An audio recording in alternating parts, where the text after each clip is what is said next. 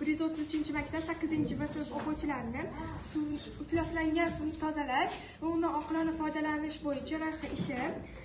Birinchi o'rinda biz toshi o'rniga bu yerda gubka solganmiz maket sifatida, lekin aslida bu loyiha ishida maketda nafaqat tabiat resurslaridan, balki chiqindilardan ham oqilona foydalanish imkoni mavjud. Ya'ni gubkani o'rniga mayda polietilen bo'laklarini ishlatsa bo'ladi. Suv quyilgandan keyin gubka ham, o'sha mayda polietilen bo'laklari ham suv o'sha toshni o'rnini bosa oladi va undan chiqqan suv qumga boradi. Qumda ham tozalanib, u faollashtirilgan ko'mir bosqichiga yetadi.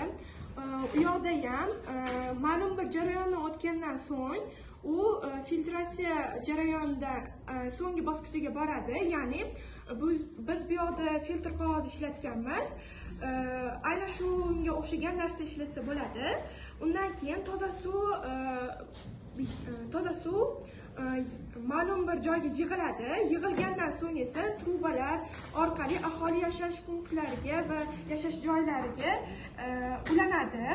Lekin bu suv iste'mol uchun emas, balki mashina yuvish yoki bo'lmasa har xil narsalarni idishlarni yoki bo'lmasa oddiygina qo'l yuvish uchun rakvinalarga trubalarni ulab qo'yilsa, ichimlik suvidan ham va bu tozalangan suvlardan ham oqilona foydalansa bo'ladi.